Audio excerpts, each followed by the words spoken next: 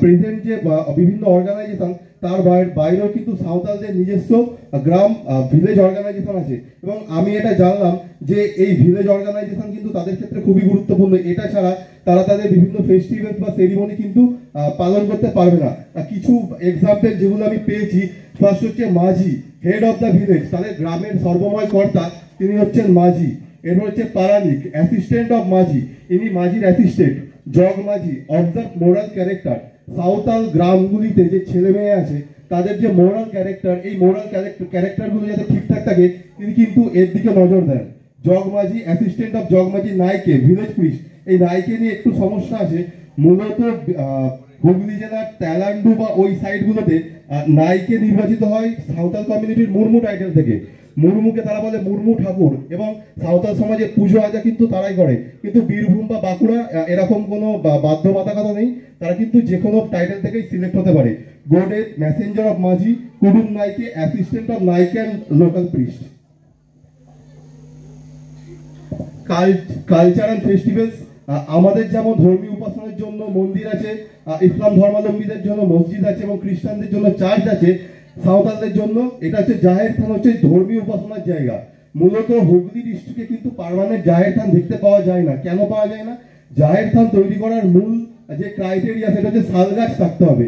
তো এটা মূলত পুরুলিয়া বা বাঁকুড়া যেখানে শাল গাছ আছে সেই অঞ্চলগুলো দেখা যায়। আর আমাদের এখানে মূলত তারা কোনো ধর্মীয় অনুষ্ঠানে শাল গাছ এনে তারা এই জিনিসটা সম্পন্ন করে। বর্তমান সময়ে সাঁওতালদের যেটা সব থেকে বড় উৎসব আমি পেলাম, তারা যেটা বললো সেটা হচ্ছে সহরাই পরব। এই পরবটা 5 দিন ধরে পালন হয়, কিন্তু এই পরব পালনের সময় কিন্তু দু রকমের। মূলত বীরভূম ডিস্ট্রিক্টে এটা পৌষ মাসে পালন করা হয়, আর আমাদের হুগলি ডিস্ট্রিক্টে আমি 10 কিছু লোকাল মানুষজনের সঙ্গে কথা বললাম, তারা বললো যখন আমাদের দুর্গাপুজো হয় তখন কিন্তু এটা করা হয়। এই যে 5টা দিন, ফার্স্ট ডে হচ্ছে Ummaha, the program begins with worship at Goddandi. গডডান্ডিতে পুজো দেওয়ার মাধ্যমে তারা এই উৎসবটা পালন করে। গডডান্ডি হচ্ছে একটা ফাঁকা মাঠ যেখানে তারা কিন্তু পুজো আর্চনা করে।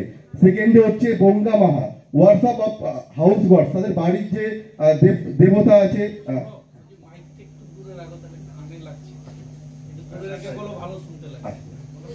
সেকেন্ডে হচ্ছে বঙ্গা মাহা, ওয়ার্শিপ অফ হাউস গড।